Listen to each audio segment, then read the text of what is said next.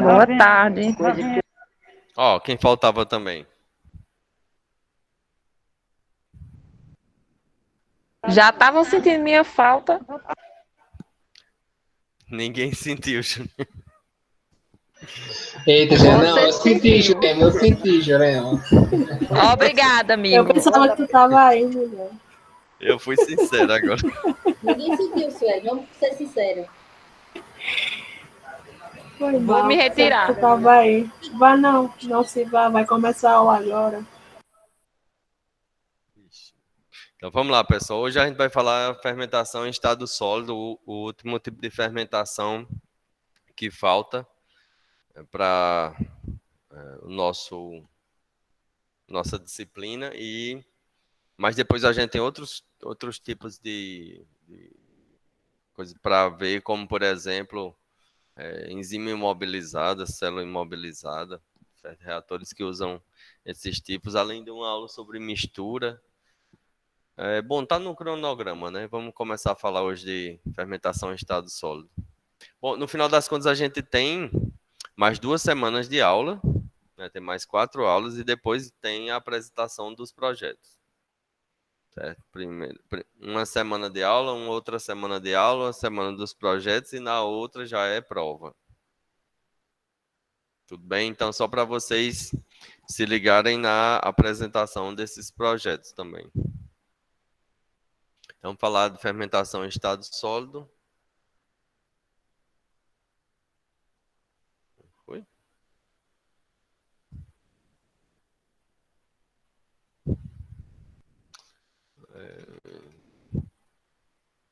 Só uma coisinha, porque...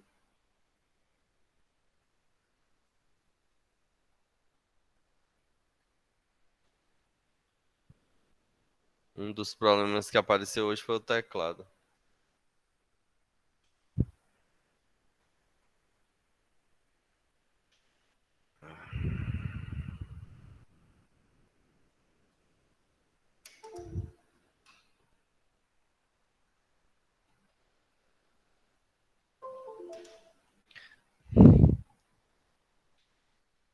Então vamos lá. Bom, a fermentação em estado sólido, quando a gente está tratando do ambiente que a gente vive, que é um ambiente terrestre, certo? Ou seja, a gente não vive dentro da água, mas a gente trata os micro-organismos que a gente encontra como se eles fossem aquáticos e faz fermentação submersa.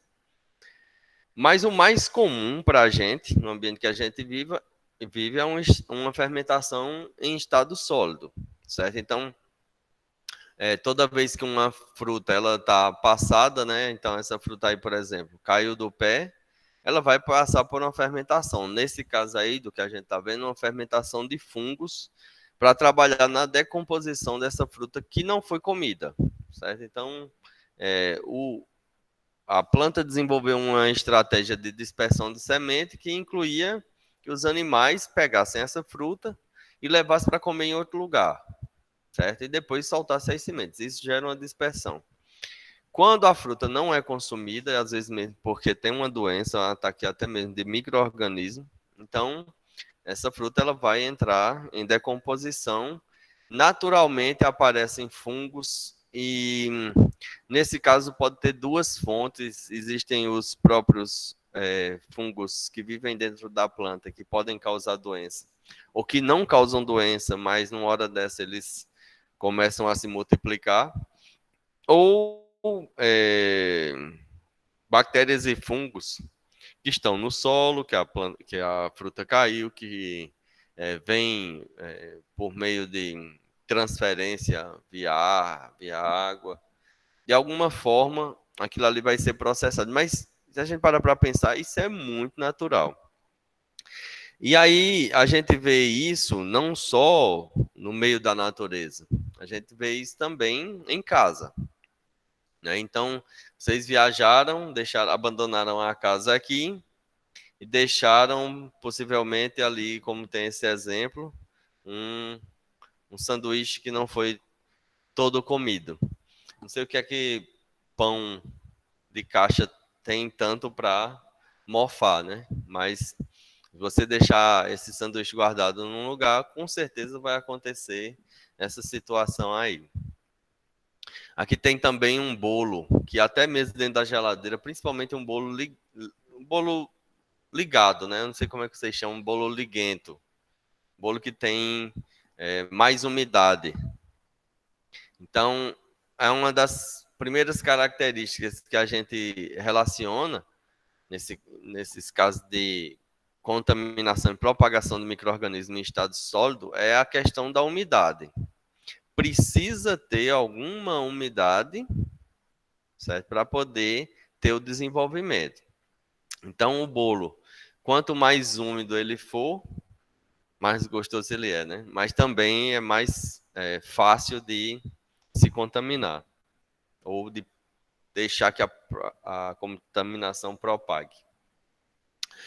Assim como também no ambiente onde a gente vive. Então, aqui tem um exemplo de uma parede mofada, uma parede com infiltração que pode desenvolver fungos ali. Muitas vezes se usam tintas com antimofo, mas quando a parede vem a ter uma deterioração desse tipo aí, que está representado, essa proteção antimofo já pode ter sido ter estragado também. Então, vocês que abandonaram a casa aqui uma hora vão voltar, a dica que eu dou é, para esse caso aí, água sanitária. Certo? Então, você consegue eliminar o mofo de uma parede, né, que tem uma infiltração, a partir do uso do hipoclorito de sódio, que é muito eficiente em matar micro-organismos, e ainda vai dar um clareamento no local. Certo? Você poderia passar vários outros produtos para eliminar isso, mas nesse caso também vai ter um clareamento do local. Bom, aí o ser humano usou esse princípio da natureza, e isso é biotecnologia. Né? Biotecnologia é a gente pegar o que tem na natureza, o que acontece naturalmente, e transformar aquilo ali em um produto comercial. Certo? Então, o que é que o ser humano vem fazendo há muito tempo, e hoje eu vou mostrar vários exemplos para vocês. Modificando alimento, como é esse caso aqui, a partir do crescimento de fungo, ou de micro-organismo, ou várias outras coisas. A gente tem bactérias atuando principalmente em meios mais líquidos, porque ela precisa de um teor de água maior, e os fungos são mais importantes em um meio semissólido. Então, aqui a gente tem o exemplo de 4 diferentes queijos que passam pelo processo de inoculação, e aí a gente viu isso já num vídeo, numa das aulas, que falava justamente do Roquefort, onde naquela indústria chamada Papillon, o fungo era inoculado antes do queijo ser prensado e depois levado para um local especial para o desenvolvimento do fungo, que vai modificar o queijo em termos de consistência e de sabor. As enzimas desses fungos atuam no queijo aqui que está em volta, deixando tudo mais macio e com sabor e cheiro modificado, certo? Então, esses outros dois usam um princípio parecido, sendo que esse aqui tem uma capa mais seca por fora. E aqui o camembert, ele tem, na verdade, o fungo crescendo na superfície. Tudo bem, pessoal? Tudo bem. Bom, e aí a gente tem algumas denominações para esse tipo de processo. Fermentação em estado sólido, fermentação em substrato sólido, fermentação em meio semissólido, ou em fermentação semissólida, um dos mais comuns, né, que é mais utilizado. O primeiro, fermentação em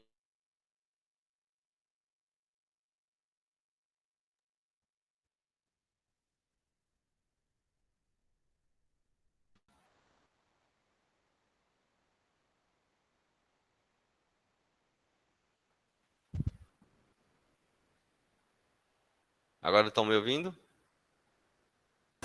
Agora sim. É, Esse daqui. só com o uso de 2 computadores é que eu consigo visualizar quando minha conexão cai e eu fico aqui. Bom. Então, como eu disse, as duas denominações mais utilizadas são fermentação em estado sólido, essa primeira, e fermentação semissólida. Aí a gente tem um exemplo aqui do Monascus purpúreos, um fungo filamentoso que ao microscópio ele é visto como a gente está vendo aqui nessa imagem. No laboratório, cultivo em placa de Petri, que também é um cultivo em meio semissólido, um meio líquido que foi solidificado a partir do uso de água. Ele cresce dessa forma, liberando corantes para o meio. Então, há muito tempo, na Ásia, é utilizado esse fungo como corante. Então, assim, a gente já tem milhares de anos que esse fungo é usado como corante. De que forma? O fungo cresce sobre o arroz, então eles pegam uma grande quantidade de arroz, que vai equivaler a salas inteiras, vão tratar esse arroz com vapor para umedecer esse grão de arroz e inoculam o fungo nesse arroz. Certo? Por que é que eles fazem isso? A gente aqui no Brasil não usa esse tipo de corante porque a gente tem, por exemplo, açafrão, né, para fazer o coloral. Então, quando os portugueses chegaram no Brasil, os índios já usavam o açafrão para fazer corante, não para alimento, né, mas para pintura.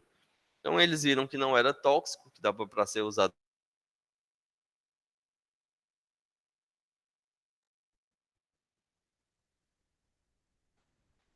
Saiu de novo, não foi? Aí, Já Bruno, voltou. voltei, não. Hoje tá difícil. Agora, tá difícil a coisa aqui, viu? Tô ouvindo Eu agora. tento me antecipar, chegar mais Então, cedo. cabo aí não, já chegar pra mais... colocar nesse computador. Não, o computador que está caindo, esse que eu estou usando aqui com a apresentação, é internet via cabo. E o notebook no Wi-Fi. É que tem dia que é o dia, né? Verdade. Então, como eu estava dizendo, o açafrão passou a ser usado no Brasil, não sei mais nem em quais lugares do mundo. Porque você pode cultivar, né, grandes áreas com uma planta, delas extrair essa semente, que você transforma em um pó e vira um corante, que é o que a gente tem o coloral. Na Ásia, que não tinha o açafrão e nada parecido, eles cultivam esse fungo no arroz, né? Em alguns casos a gente consegue aqui a gente está vendo que é parcial, né? Ainda a coloração, mas aqui a gente está vendo uma coloração selecionada, mostrando como fica bem vermelhinho esse pó, esse arroz que foi contaminado pelo fungo que produz um corante. E depois Esse corante aí, eles usam para fim alimentícios ou é para alimentício. Lá, por já exemplo, vi aqueles lamen que é bem apimentado. Eu acho que é dessa cor aí que eles comem na eu não Coreia. sei exatamente o que é que eles usam no lamen, mas isso aqui eles usam, por exemplo, é bem comum em salsicha. Aquela velha história que o povo está dizendo hoje, ninguém sabe o que é que tem dentro da salsicha. Uma das coisas que tem na Ásia é esse tipo de corante. Então, na China se usa muito isso aqui. Então, pega o arroz, tritura, forma um pó. Né? E aí você vai ver que esse pó tem fungo lá dentro, inclusive esporo de fungo, etc. Se você pegar esse pó, você pode usar ele como inóculo num novo arroz. Ou você pode simplesmente colocar aqui na placa de Petri e propagar novamente esse fungo. Aqui no CDSA já teve trabalhos com fungo que produz corante, foi até o TCC de Caio. Não sei se algum de vocês assistiu. TCC de Caio, procurando fungos produtores de corante, porque é bem interessante na indústria, certo? Desde que não seja tóxico. algumas linhagens do Monascus purpúreos produzem micotoxinas, né? E aí dos desafios é encontrar fungo desse que não produza micotoxina ou produza em quantidade aceitável. Bom, mas para vocês verem, né, a tradição da fermentação em estado sólido. Eu ainda vou mostrar outras para vocês. Bom, aí a gente pode começar pensando na definição disso, né, do que é um processo de fermentação em estado sólido. Então, a cultura de micro-organismos sobre ou dentro de partículas em matriz sólida, onde o conteúdo de líquido está ligado à partícula sólida a um nível de atividade de água, que, por um lado, assegura o crescimento e metabolismo das células, por outro lado, não excede a capacidade máxima de ligação da água com a matriz sólida, somente o que ele comporta. E aqui eu tenho um exemplo para vocês que é bem claro, porque a gente usa muito no dia a dia. Então, vamos supor que você vá cozinhar um feijão e você precisa deixar esse feijão de molho. Deixar o feijão de molho facilita para cozinhar mais rápido o feijão, se for um feijão duro. Então, muitas casas têm a tradição de colocar o feijão de molho de noite na água para cozinhar no outro dia, de manhã. Eu não sei como é que é na casa de vocês. Mas vocês já viram esse processo. Então, assim, a gente tem o grão seco do feijão e depois de passar um tempo dentro da água, ele vai absorver aquela água, vai, às vezes, triplicar de volume. Depois disso, você pode jogar fora aquela água. Muita gente joga fora aquela água. E se você deixar secar por um tempo, não vai ter mais água em volta do grão de feijão. Mas a gente já sabe que, pelo volume, que tem água dentro do grão de feijão, certo? Então, esse é um ambiente propício para esse tipo de fermentação. A água ela passa a fazer parte da partícula, mas não existe água livre, certo? A água está dentro e não fora da partícula. Então, e isso é uma coisa bem diferente do que a gente vai ver de fermentação com células ou enzimas imobilizadas, certo? Porque a gente tem o princípio da distribuição de nutrientes na célula imobilizada em um meio líquido, em abundância, inclusive, a quantidade de líquido. Nesse caso daqui, toda a água disponível está na partícula. Então, a gente tem uma outra definição aqui.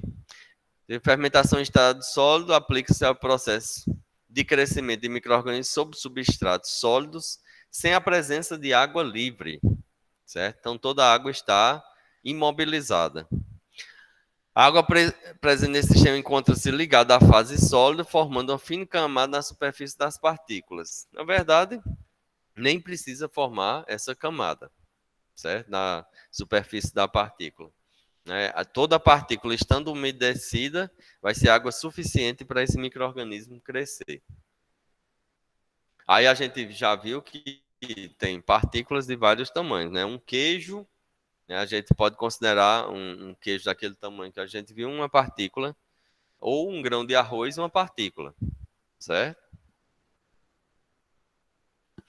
Bom, no histórico, aí a gente tem essa fermentação é mais antiga que o próprio homem, certo? Então já está na natureza há muito tempo, mas o homem utiliza esse tipo de fermentação, padronizou alguns processos de fermentação em estado sólido já há muito tempo. Na China, o molho de soja, que é o shoyu, ele já é feito desde 1000 anos antes de Cristo. Certo? E aí é muito difundido, né? Muito usado em diversos pratos. E xiang, que é uma pasta fermentada de soja, se estima que entre 500 e 2.500 anos antes de Cristo já tenha sido utilizado esse cultivo. Na maioria dos casos, é um processo derivado da modificação enzimática, como é o caso do COGE. Então, COGE é uma denominação meio que genérica para fungo filamentoso que cresce em algum nutriente, como é o caso de cereais. Então, aqui a gente está vendo um arroz cozido, certo? Que vai ser inoculado com Aspergillus oryz. E isso esse fungo ele tem a capacidade de produzir enzimas com atividade diastática, que é converter amido em maltose, certo? Não é liberando glicose, liberando maltose. E isso gera uma pasta alimentícia, que aqui nesse caso a gente está vendo um COGE que é usado como molho para comidas. Então aqui a gente está vendo sobre carne, sobre uma outra massa branca aqui que eu não tenho certeza, mas parece ser arroz, só que está em bolinhas. Então o Gohan foi colocado no formato de bolinhas, e aqui coloca o molho em cima. E aí, molho em cima da comida, a gente no Brasil não tem muito costume. Apesar de ser muito gostoso e apreciado, inclusive, por estrangeiros, a farinha e a farofa é uma característica, parece uma coisa típica daqui. Em vários outros países se usam molho. Então, nos Estados Unidos usam ketchup e mostarda, e em outros países usam, sei lá, na França, maionese e assim vai, mas sempre tem algum molho na comida, e a gente nem sempre, nem tem esse costume todo. E lá, no Oriente, para fazer um molho, eles fermentavam arroz ou soja, faziam um processo de fermentação que levava a uma degradação inicial, produzindo uma massa usada na culinária. No Ocidente, o Roquefort ele foi criado, vamos dizer assim, por acidente, no ano de 100 depois de Cristo, certo? É muito antigo, tem mais tem 2000 e poucos anos. Mas a gente tem um processo que aconteceu por um acaso. Então, trabalhadores rurais deixaram o queijo dentro de uma caverna, guardado para comer depois, e aí não comeram naquele dia. Quando voltaram, o queijo estava mofado. E é assim que se chama aqui no Brasil. Muitas vezes tem muita gente que olha para esse queijo e para um Roquefort, por exemplo, e diz que ele está mofado, está estragado. Só que aí esses trabalhadores, eles resolveram experimentar o queijo, comeram e acharam gostoso. Ninguém passou mal, certo? Então, acabou se transformando em um produto comercial. O queijo, esse daqui que eu já tinha mostrado naqueles primeiros slides. Nos Estados Unidos, tem se desenvolvido uma técnica usando farelo de trigo para propagar os fungos. E aí, esse fungo propagado é colocado em substituição ao processo de maltagem, certo? Então, o fungo tem enzimas que vão atuar nos grãos, promovendo a mesma modificação enzimática do malte. A gente já viu malte lá no vídeo de cerveja, certo? Então, lembrem bem o que é um malte. O malte é a semente, e aqui a gente tem uma semente germinada, nesse caso aqui de cevada, assim como também está representado aqui nesse desenho, certo? Então, a cevada aqui germinada, isso é o malte.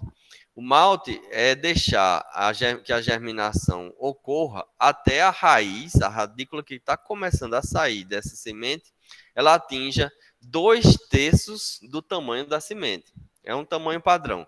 Quando atinge esse tamanho, significa que durante o processamento, certo, da germinação, foram ativadas algumas enzimas, certo? E essas enzimas estão trabalhando no amido para converter amido em outros açúcares que vão ser utilizados por essa planta que está em desenvolvimento para poder ela crescer até que ela consiga fazer a fotossíntese. Então, tudo fica guardado nas sementes até que possa fazer fotossíntese. A semente tem só, na maioria dos casos, a maior parte é feita por um tipo só de material, e aqui nesse caso o amido, mas o amido, depois de ser convertido pelas enzimas, modifica o sabor do grão, então fica mais saboroso, certo? E ao ser mais saboroso, vai dar uma bebida de qualidade melhor. Então, o grupo que está fazendo cerveja comprou grão maltado. E aí, o processo de malte é sempre da mesma forma. Na indústria, eles vão pegar uma grande quantidade de grãos e vão colocar num local para aquecer, junto com água, certo? Dar um certo cozimento para acelerar a umidificação. E depois retira o excesso de água. Quando o grão fica lá úmido, num ambiente fechado, temperatura adequada, coisa e tal, ele vai germinar. Depois de germinado, então ele vai passar por um processo de secagem e torra, que é subsequente, né? Primeiro uma temperatura não muito alta e depois uma temperatura maior para a torra. Quanto mais se torrar esse grão, mais vai ter modificação no sabor, mais acentuado vai ficar esse sabor. Então, uma cerveja escura precisa de um grão que foi torrado por mais tempo.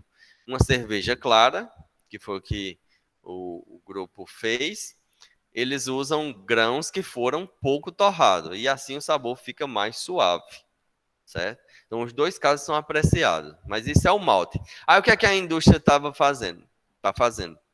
Usa fungo em substituição ao processo de maltagem, certo? Se isso for viável economicamente, né? Se for mais barato fazer isso do que o processo de maltagem normal, então vamos fazer utilizando micro-organismos para fermentar as sementes.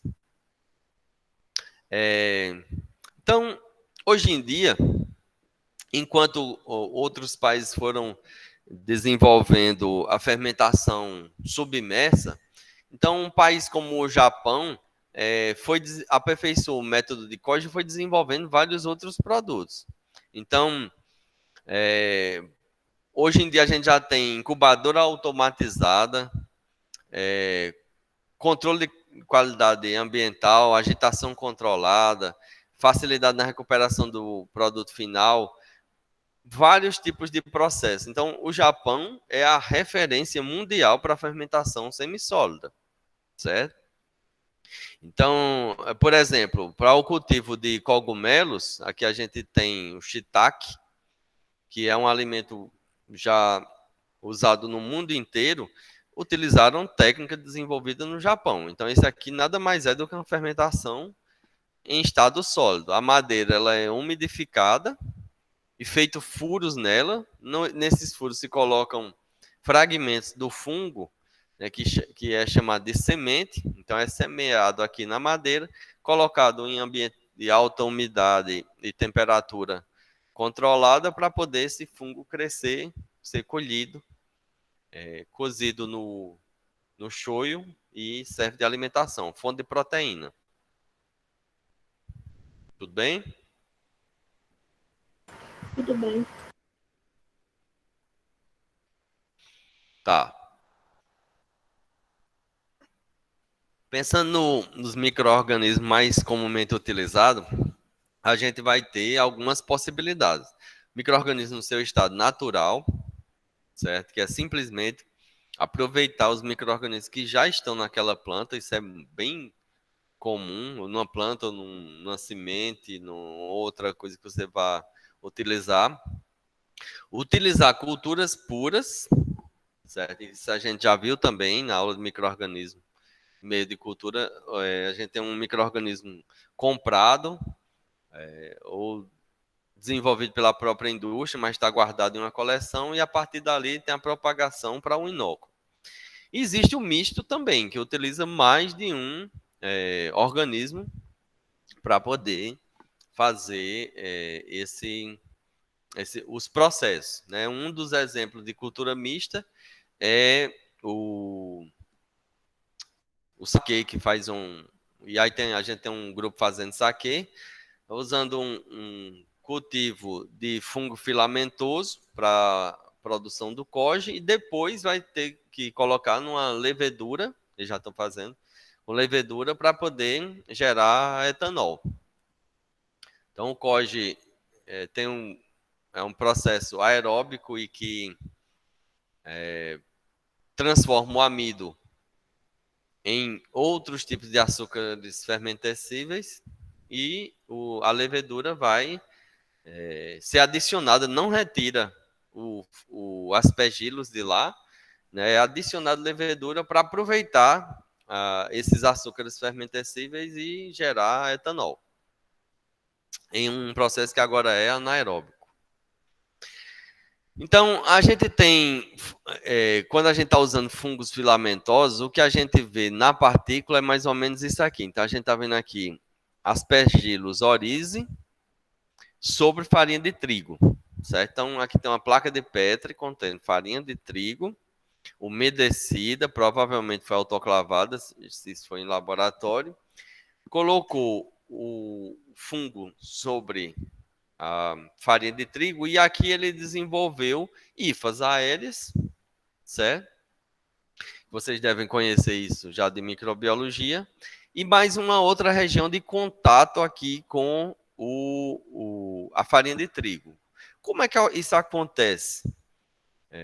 Nessa representação, a gente está vendo aqui o centro da partícula, e está vendo aqui uma região de hifa que fica próximo da partícula, e tem uma parte que vai funcionar como uma hifa penetrativa, certo? Então, é como se essa hifa ela conseguisse lançar uma raiz dentro da partícula de trigo para poder dali extrair água e nutrientes, certo?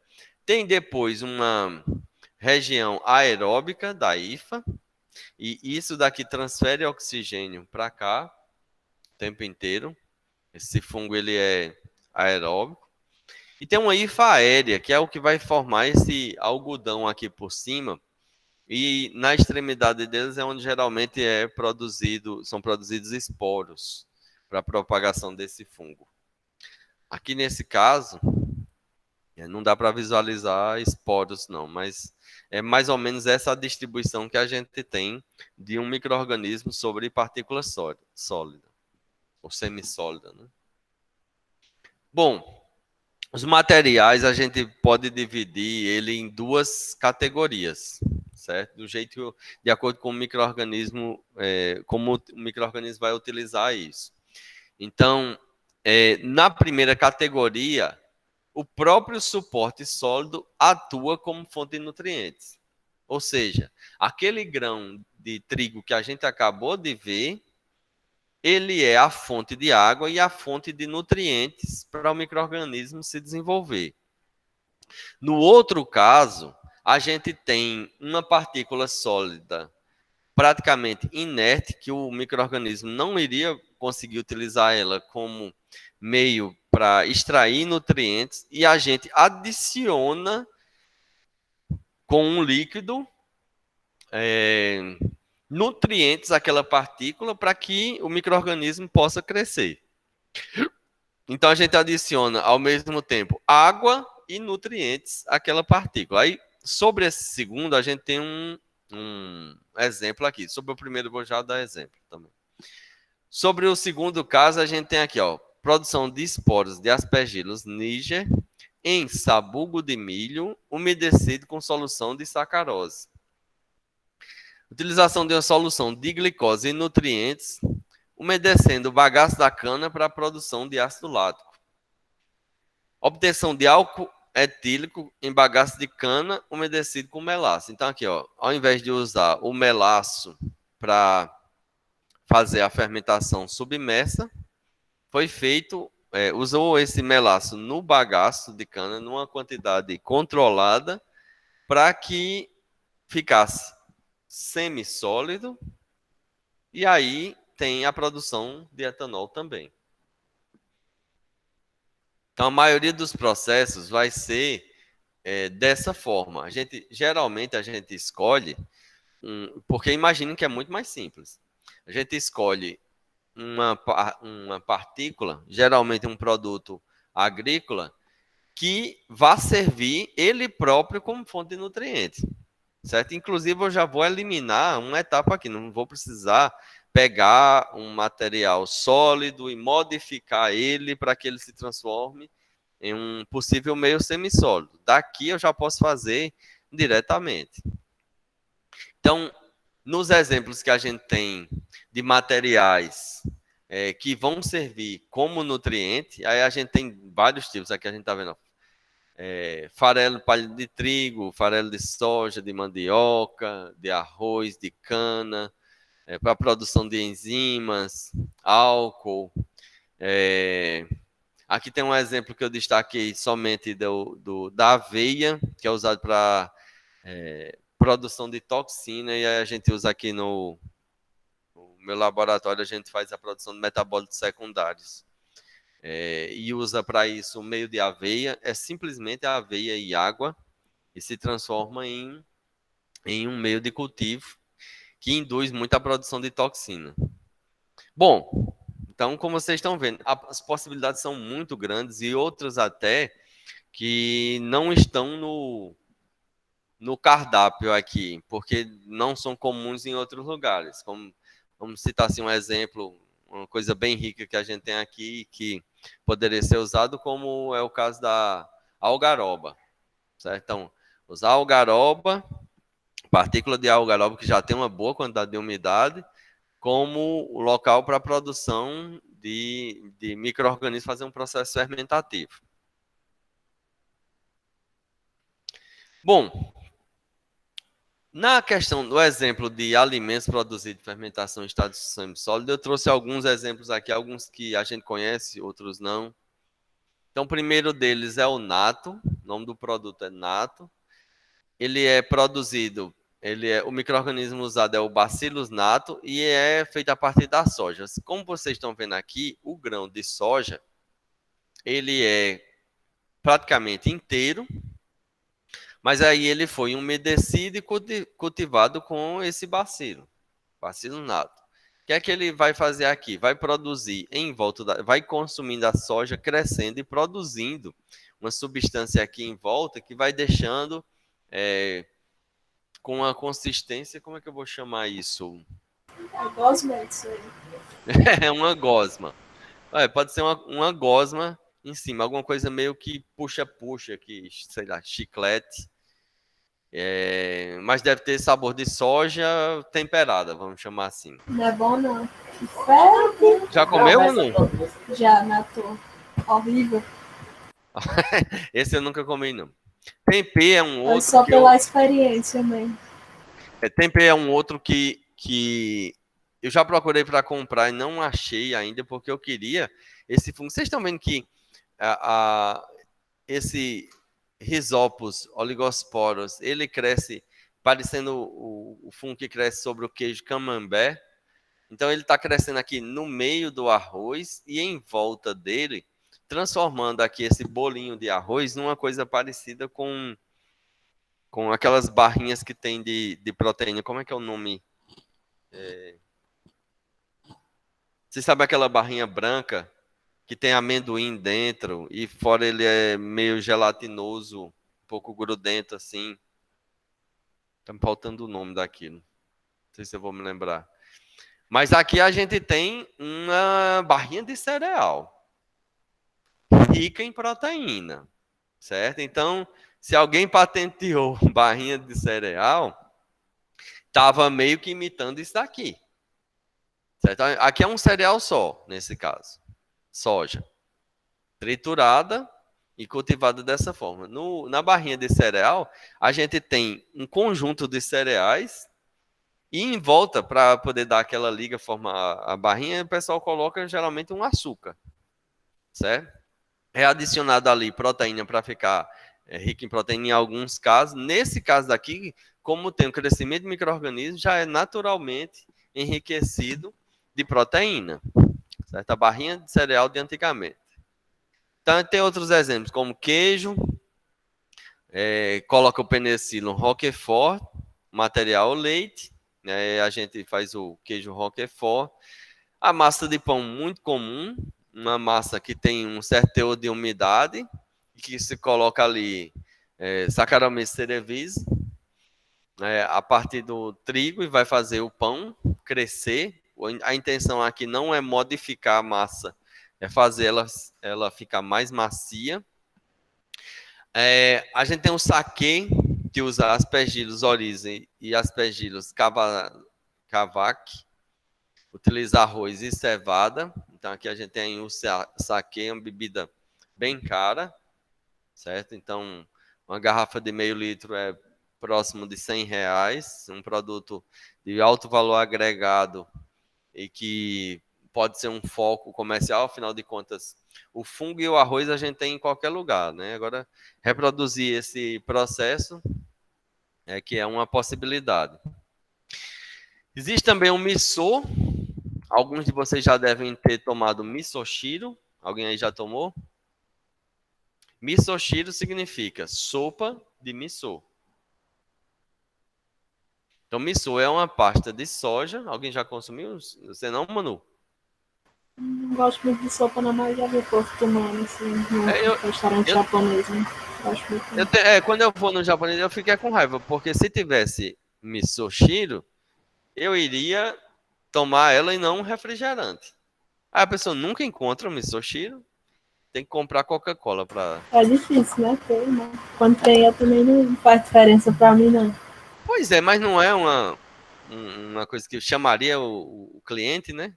É uma coisa diferente, né? É porque não é muito da cultura daqui, né? Também. Então a gente tem uma pasta de soja dissolvida aqui, por isso tem essa coloração, cebolinha, como a gente está vendo aqui, e aqui é tofu, queijo feito a partir de soja. Outra coisa que não tem gosto de nada. Tofu não tem muito gosto não, mas assim, nessa sopa dá um saborzinho gostoso. Deve dar, né? Não sei, né? Tô muito chegada à sopa, não. É bom. Misoshiro é bom. E o shoyu, certo? O shoyu vai usar soja e trigo.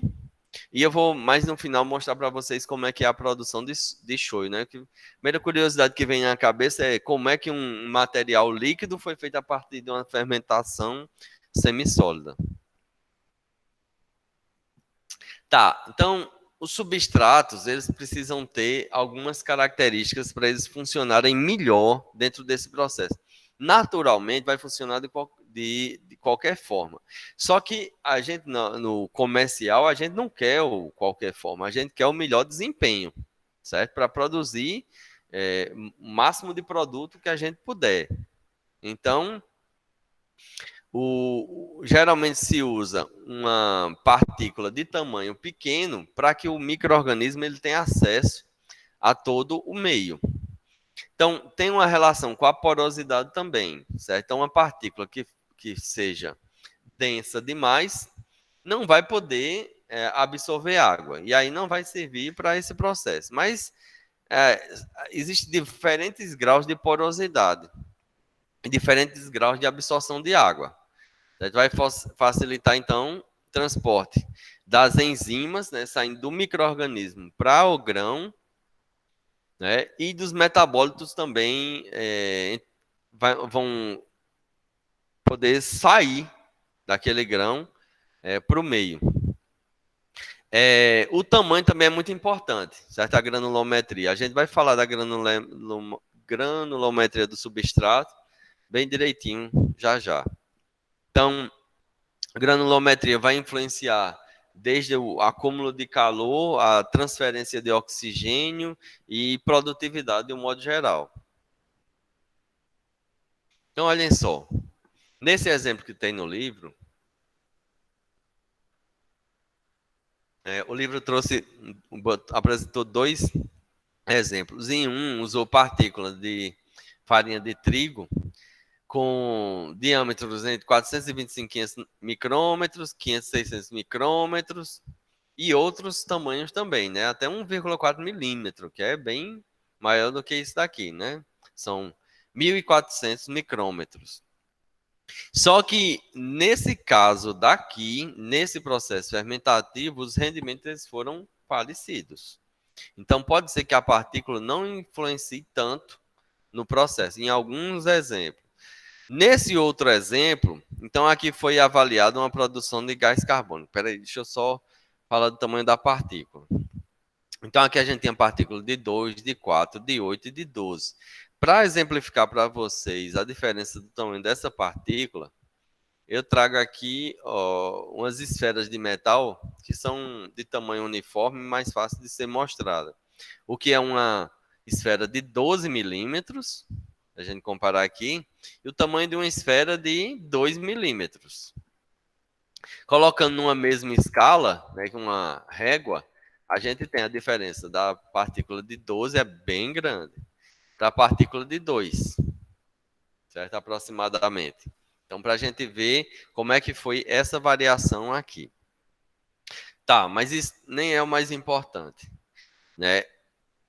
Aqui foi feita uma avaliação de gás carbônico, da porcentagem de gás carbônico produzido. Por quê? Eu não conseguiria avaliar o crescimento celular em um meio semissólido, certo? Se eu tenho uma quantidade de massa, eu vou pegar 1 quilo de partícula, vamos supor que seja farinha de trigo, vou umedecer, certo? E ali ela vai ficar com um peso praticamente constante. O micro-organismo que vai crescer ali, ele vai converter a partícula em micro-organismo, vamos chamar assim. Então, ele vai transformar trigo em micro-organismo, certo? O peso não vai alterar significativamente, porque tudo que aquele micro-organismo consumiu vai se transformar em micro-organismo. A massa vai ser a mesma, então o volume vai ser constante, o peso vai ser bem parecido. Então, para medir a quantidade de micro-organismo em um meio semissólido, um dos métodos indiretos que a gente tem para isso é medir o gás carbônico produzido, porque esse organismo que está crescendo aqui, ele está absorvendo o oxigênio e liberando o gás carbônico. O oxigênio, se eu for medir o oxigênio, ele vai ser muito parecido com o oxigênio do ambiente, mas se eu for medir o gás carbônico, aí eu vou ver uma diferença. Então, a gente tem aqui o crescimento celular medido indiretamente em diferentes tamanhos de partícula. Como a gente está vendo aqui, 2 milímetros foi o que mais proporcionou o crescimento de micro-organismo, certo? Então, o tamanho é mais adequado. O tamanho da partícula, ele deve ser o menor possível. Só que a gente tem uns problemas quando ele é pequeno demais, certo? Então, vocês podem começar imaginando a diferença entre você umedecer feijão, como eu usei de exemplo, e umedecer farinha de mandioca. Imagine, assim, ó, até certo ponto não está umedecido, ele é muito seco, coisa e tal, passou daquele ponto, vira papa. Né? Então, é uma dificuldade muito grande de umedecer aquele grão. Então, para preparar os substratos, geralmente se faz alguns tipos de pré-tratamento. Ou pode-se usar todos esses aqui, ou combinações desses tipos de tratamento, de pré-tratamento no substrato. Certo? Um dos primeiros que a gente tem é o esmagamento, para poder chegar na granulometria que a gente quer. Então, esmagamento, quebra, moagem, com peneiramento, e vai chegar na granulometria apropriada. Suplementação, em alguns casos é possível você suplementar com algum nutriente, ou até mesmo usar um suplemento que ajuda na correção do pH. Você pode fazer uma hidrólise ácida alcalina, e aqui também tem falando de vaporização, a vaporização também vai poder fazer uma hidrólise. Então, a hidrólise ácida, hidrólise alcalina, e aí material celulósico ele vai ficar mais fácil para atuação enzimática. Embebição para ajustar o teor de água inicial. Vaporização, que vai causar embebição e hidrólise ao mesmo tempo. É bem interessante fazer uma vaporização. Então, no caso aqui, no laboratório, a pessoa poderia autoclavar. Você pode colocar adição de agente sequestrante em alguns casos, se a gente tiver algum íon metálico ali que possa prejudicar o processo, você pode usar um agente sequestrante, um agente quelante para isso. E em muitos dos casos é feito o processo de esterilização. Então, se eu vou fazer um aquecimento por vapor, eu posso esterilizar, hidrolisar e umedecer ao mesmo tempo. É um processo bem interessante. Então, geralmente, quando a gente está falando de fermentação semissólida, a gente está falando em processo em batelada, certo? Então, o que é que a gente vai ter ali? Um processo onde você coloca tudo de uma vez e retira tudo de uma vez. Isso é o mais comum que a gente tem. Então, depois, por exemplo, se eu for produzir uma enzima, certo? A partir de um substrato em batelada.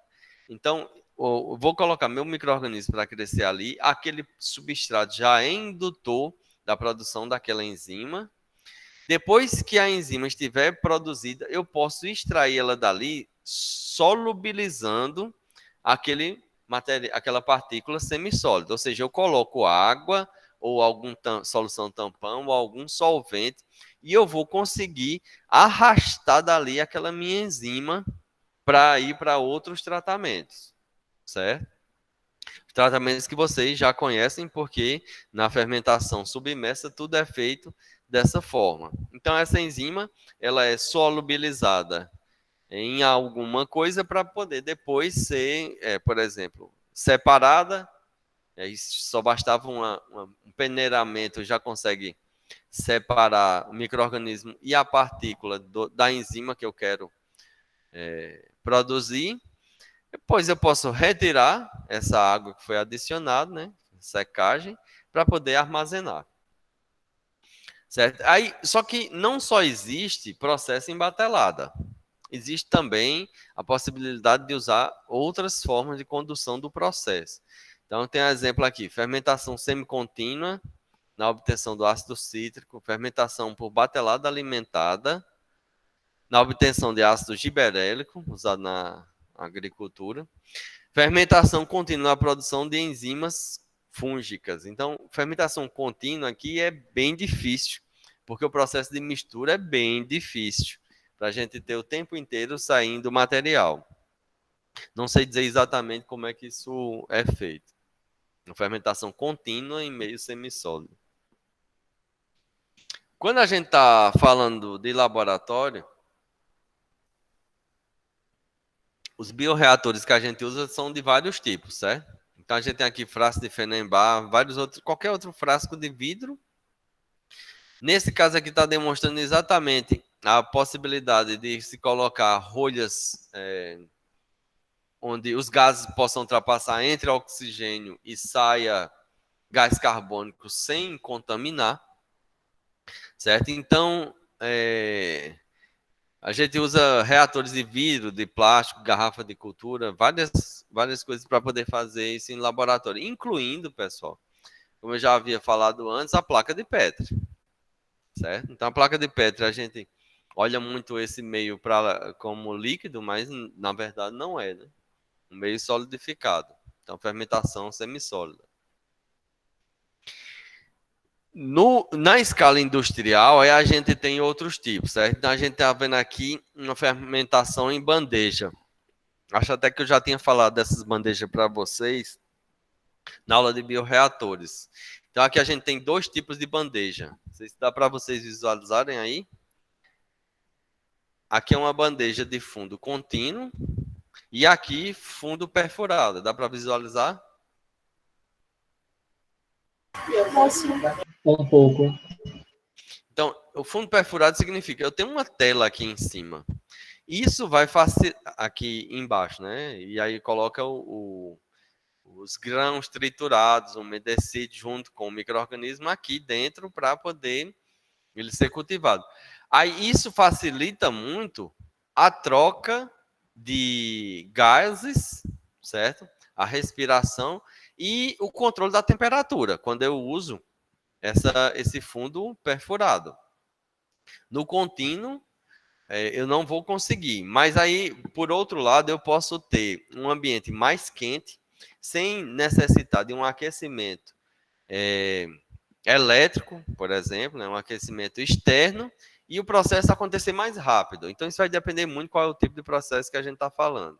Essas bandejas, elas são colocadas em estufas desse tipo, pequenas, como a gente está vendo aqui, que tem circulação de ar, para entrada, o ar sempre úmido, recirculando, para entrada de oxigênio, saída de gás carbônico, manutenção da umidade, manutenção da temperatura, certo? Então, um autocontrole que a gente tem aqui.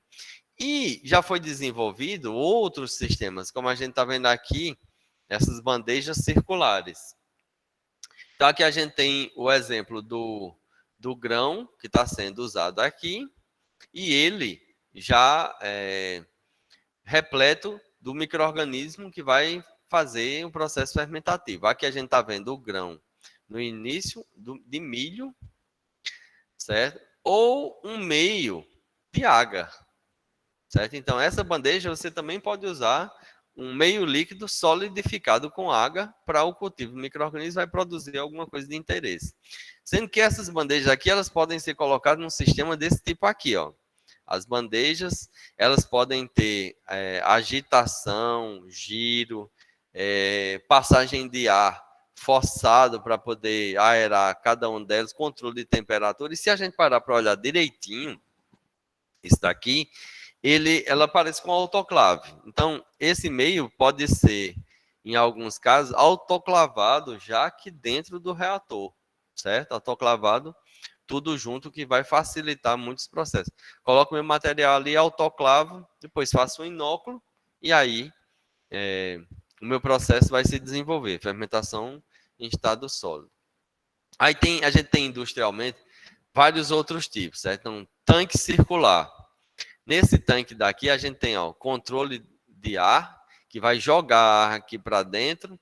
Esse tanque circular, ele vai ter um agitador helicoidal. Então, esse agitador aqui é uma pá helicoidal que fica o tempo inteiro mexendo isso daqui para melhorar a mistura. E o tanque, é um prato que está girando, igual o que a gente viu nesse caso aqui, ó. Então, aqui, olha só, o agitador aqui não é helicoidal, mas tem um agitador. Quando essa bandeja gira, esse sistema daqui promove uma mistura. Nesse caso daqui, o agitador que vai fazer a mistura, ele é helicoidal, certo? É uma fórmula de hélice. Mas tem o giro da bandeja aqui, nesse caso é uma bandeja gigante, com 2 a 3 toneladas de meio de cultura, certo? Isso também é feito em esteiras rolantes. Então, o meio contendo o micro-organismo fica passando em esteira. Às vezes, essas esteiras elas são de fundo perfurado para facilitar a circulação de ar, mas o tempo inteiro nessas esteiras está havendo mistura e recirculação de micro-organismos. Uma das coisas que parece que é bem importante é revolver esse meio para que a gente tenha uma homogeneidade nesse processo. Então, para fazer isso, foi desenvolvido também tambor rotativo, certo? Então, o tambor rotativo, ele vai ter um motor que vai fazer com que ele gire no eixo horizontal, promovendo uma mistura adequada.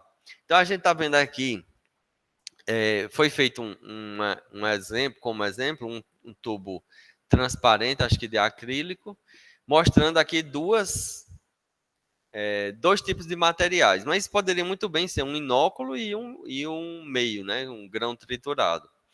Então, quando o tubo vai girando nesse sentido, começa a haver a mistura, né? E dependendo da velocidade de agitação, rapidamente vai chegar numa mistura total. Então, o que a gente está vendo aqui, 2 camadas, uma clara e uma escura, a gente agora vê uma massa única aqui, mostrando que essa agitação é bem eficiente. Em muitos casos, essa agitação horizontal é auxiliada por pares dentro do agitador que vão ajudar nessa mistura. Certo? Então, além de agitar, ainda tem alguns anteparos aqui dentro que vão promover uma mistura melhor. E aqui a gente tem a imagem de um bioreator desse em escala industrial. O motor está aqui, ó, promovendo a agitação aqui dentro, local para adicionar o meio ou o inóculo, vários sistemas de controle aqui, e ele vai funcionar de modo automatizado. Outros exemplos, ó, tambor rotativo, automatizado com o manual, certo? Então, isso aqui precisa que alguém, de tempos em tempos, chegue aqui e gire essa manivela para poder promover a mistura aqui dentro. Existem sistemas de vários tamanhos e várias características para trabalhar com o meio de cultura semissólido, fermentação semissólida. Então, existe também esse tubo vertical que trabalha em batelada. Nesse caso aqui, capacidade de 8 a 10 quilos, 2 a 40 centímetros de diâmetro, 20 a 180 de altura. Então, tem um local de saída de gás em cima, a entrada de água forçada por baixo, substrato sólido, filtro, refrigeração, tem várias coisas aqui nesse sistema. Então, quando você usa um fungo filamentoso num sistema desse tipo, geralmente em cima você precisa deixar um espaço para aquelas hifas aéreas que a gente viu lá no meio de trigo, na placa de Petri, ele poder se desenvolver. Poderia não ter também. Só que quando você deixa essas hifas aéreas, aqui pode ter a produção de esporos e pode ser usado em inóculo numa próxima cultura. Certo? Então, só retira essa parte aqui de cima, uso isso daqui como inóculo na próxima vez que eu for fazer uma cultura aqui. Então, é interessante. Então, nas questões de controle do processo, um dos fatores que influencia é a umidade. Então, a gente está vendo aí teor de umidade no crescimento de Aspergillus niger, mas aqui não foi feito um método indireto, certo? Foi feito um método mais direto, se medindo proteína em grama por 100 gramas de substrato, certo? Então, eu tinha um substrato rico em carboidrato, pobre em proteína. Então, quanto mais proteína eu tiver aqui nesse processo, significa que foi crescimento microbiano. Então, a gente está vendo, ó, a umidade 35% não foi tão boa, não houve tanto crescimento. 40% lá no final teve um rendimento parecido com os outros, 50% e 55%. Então, quando a gente vai analisar isso daqui, qual seria a melhor umidade? Algum de vocês responde?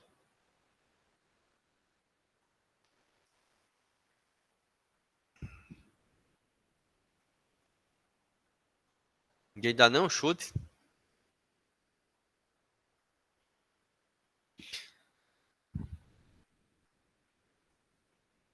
O melhor, assim, que pode ser indicado aqui é essa faixa de 50%.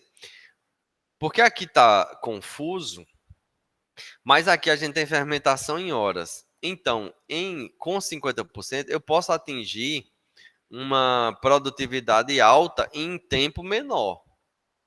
Certo? 26 horas do que 37 horas. Isso na indústria faz diferença, né? Para reduzir tempo morto. Aí por que não 55? 55 atingiria a mesma coisa nesse tempo. Ou uma produtividade alta mais cedo. Só que eu gastaria mais energia, recursos, né, de umedecer e aquecer a partícula para poder chegar numa umidade de 55%. Então, aqui fica um método mais barato e eficiente umedecer em 50% para ter um grande crescimento desse Aspergillus niger. A temperatura também influencia muito.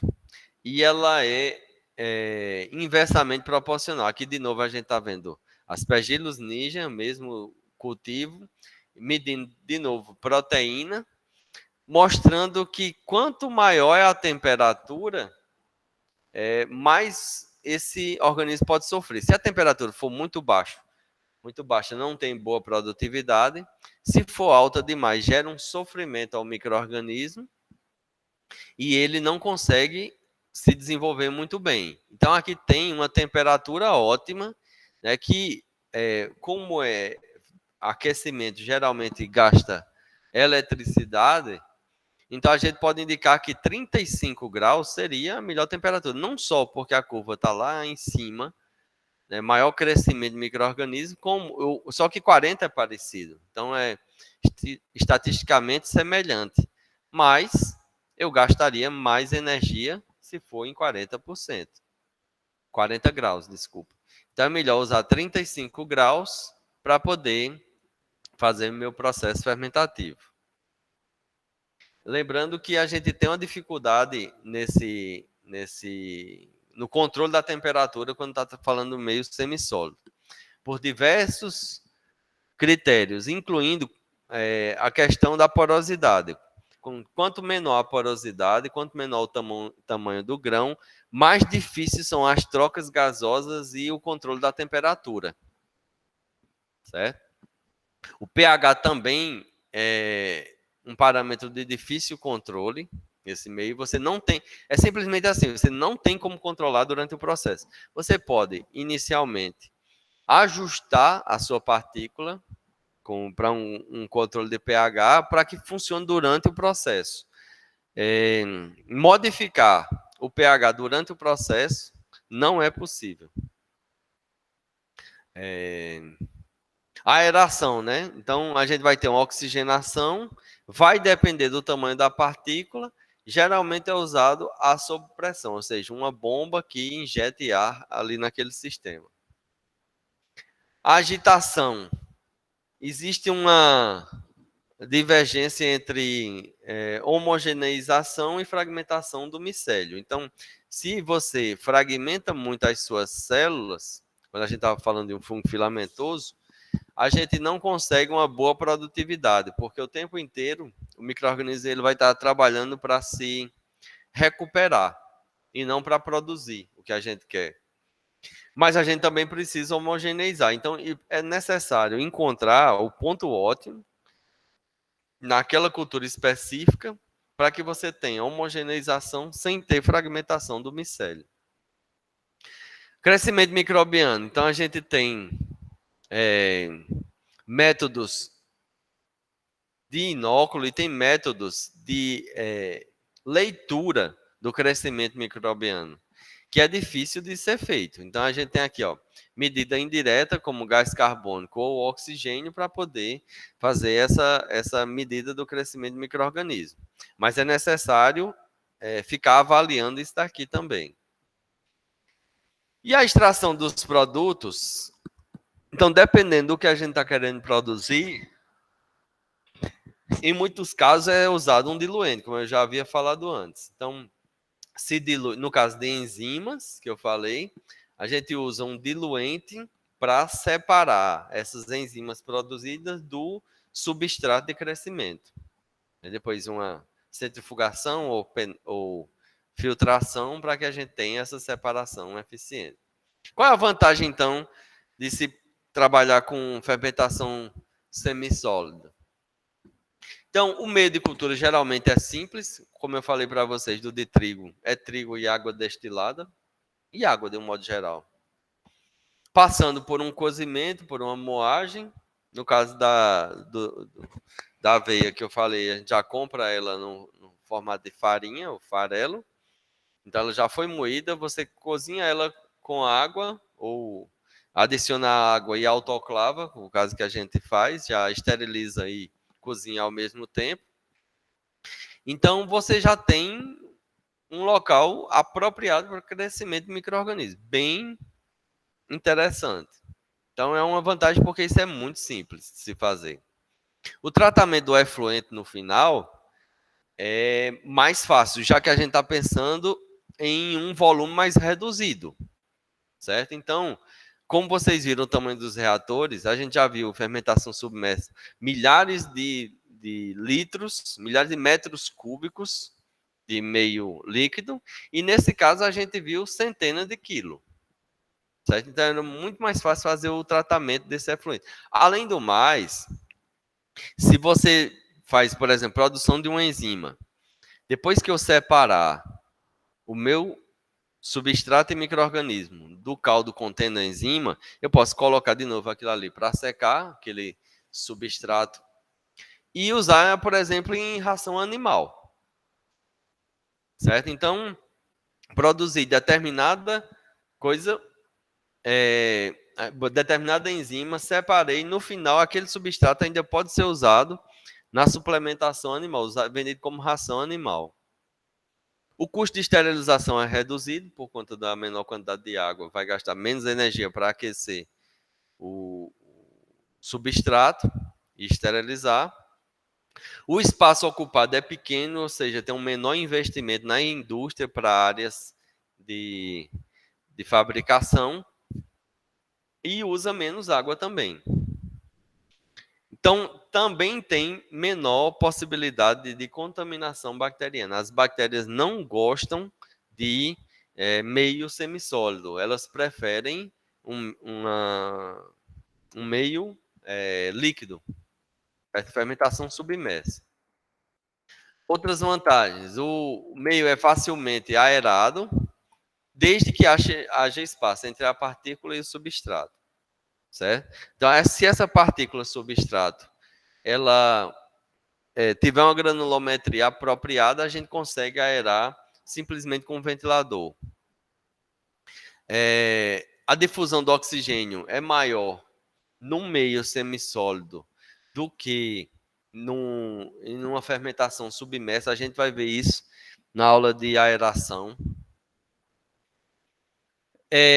O volume remanescente possui um volume reduzido para ser usado isso como resíduo, por exemplo. Então, eu vou ter um resíduo de volume reduzido. Geralmente, o único componente adicionado é água, certo? Aquela partícula. É fácil a obtenção de esporos. É só você ter um meio onde a hifa possa fazer um crescimento aéreo e ela vai produzir esporo. E esse esporo pode ser usado em inóculo no próximo cultivo. Tem um menor custo dos equipamentos e exige menor demanda de energia, certo? Então, a gente tem muita vantagem para trabalhar com fermentação semissólida, mas também tem algumas desvantagens. Então, os tipos de micro-organismos são limitados. Eu não vou quase poder usar uma levedura, eu não vou poder usar bactérias, eu vou ter que... É meio que exclusivo para fungo filamentoso. A gente viu o exemplo que tem bactérias, né? Um bacilos que era utilizado, coisa e tal. Mas não é muito comum, certo? Então, fungos e algumas leveduras são mais utilizados. O calor gerado no próprio processo, certo? A atividade dos micro-organismos gera calor e esse calor é difícil de ser removido. Uma boa ventilação já ajuda a resolver isso daqui. Mas, em comparação com o submerso, isso daqui é um problema, porque no submerso, essa dispersão do calor é muito mais simples. Transferência de oxigênio pode ser um problema se a granulometria não for apropriada. Então, um substrato com a granulometria muito pequena, então imaginem que se você tem uma farinha muito fina, umedecida, não consegue fazer uma transferência de oxigênio ali dentro, certo? Então, a partícula deveria ser o menor possível para que o micro-organismo tivesse acesso a ela por inteiro, conseguir processar ela por inteiro. Só que se ela for pequena demais, ela vai interferir na transferência de oxigênio e na transferência de calor.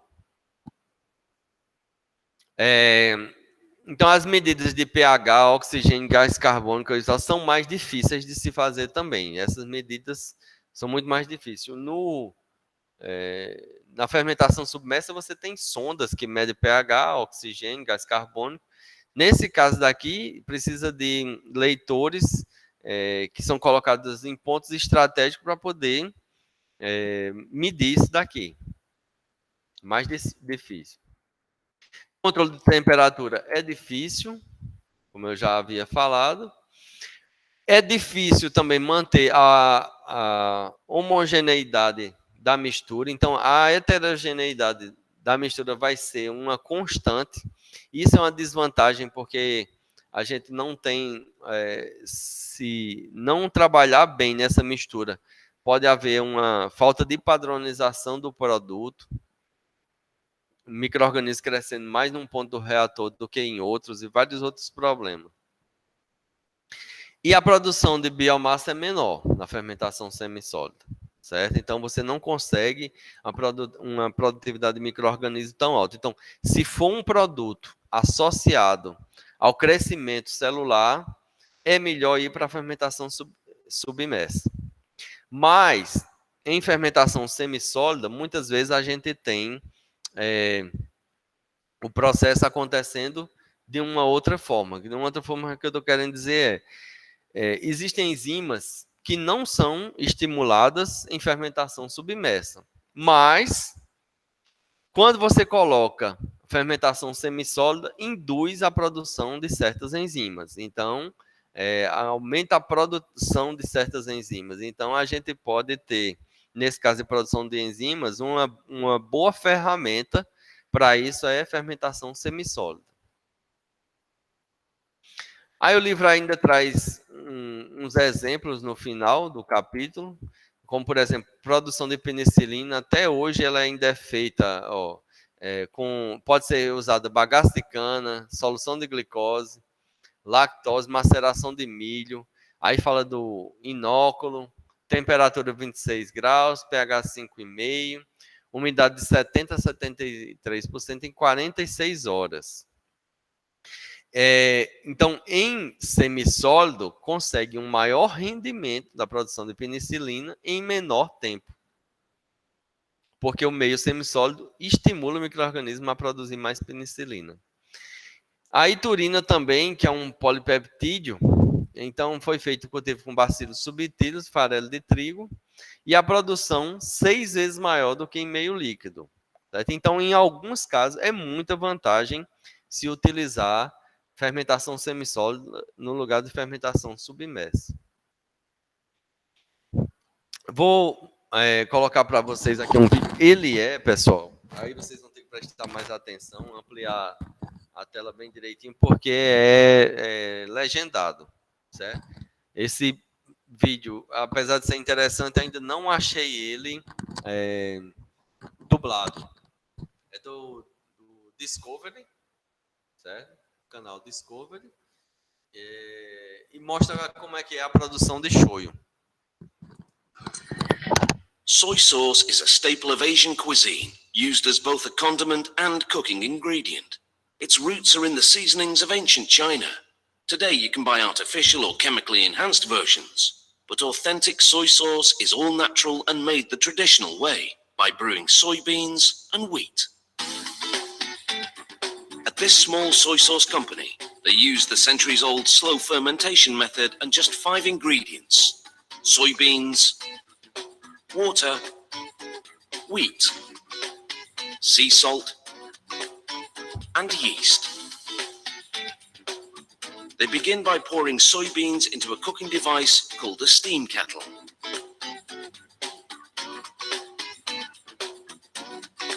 After thoroughly rinsing the soybeans twice, they fill the kettle with water. They close the lid and boil the beans for 4 hours. Meanwhile, they pan roast wheat in a skillet for 25 minutes. Then they put the roasted wheat through a mill. The mill's steel rollers crack each grain into several pieces. This will enable the yeast to better penetrate the wheat during the fermentation process.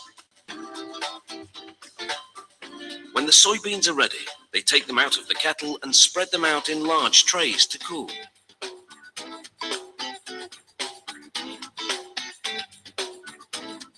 When the beans cool to 33 degrees Celsius, it's time to add the wheat. After mixing everything thoroughly, they sprinkle on yeast and mix again. The ingredient proportions are key, which means it's a company secret. To activate the yeast, they transfer the mix to shallow boxes and stack them for about 48 hours in a controlled incubation room. This process generates heat, which rises, so they have to gradually move boxes to lower racks, preventing overheating, which would kill the yeast. For the next stage, they make a brine by mixing fine sea salt with spring water.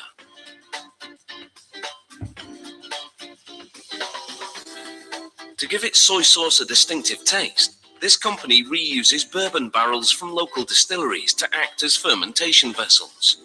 Traces of bourbon in the wood permeate the mix as it ferments, infusing the sauce with a subtle smoky and sweet flavor.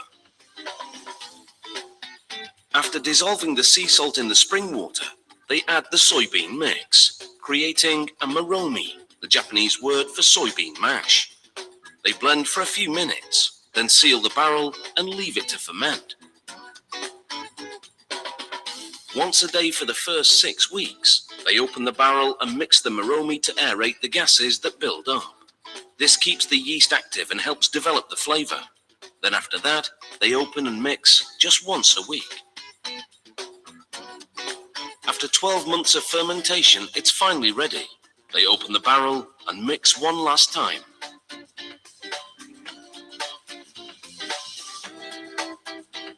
Then they empty the barrel onto a sheet of muslin, lining the tub of a stainless steel press.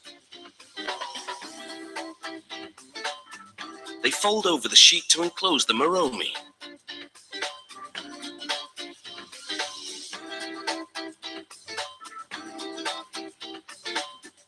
Then they lay down planks of wood to form a solid, flat surface.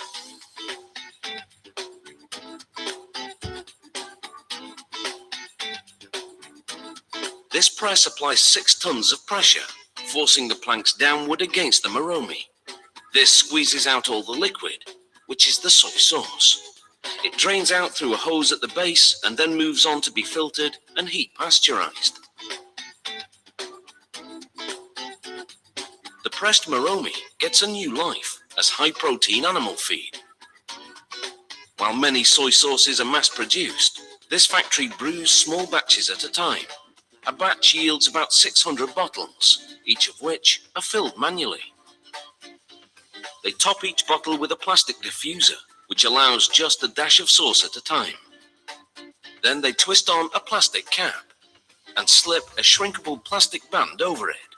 Using a heat gun, they seal the band tightly around the cap and bottle. Then the label, on which they write the batch code and bottle number by hand. A fitting finale for this signature soy sauce. Very tasteful. Muito bom. Não sei se vocês gostam, eu gosto de shoyu. Dúvidas, pessoal? Creme de Não. galinha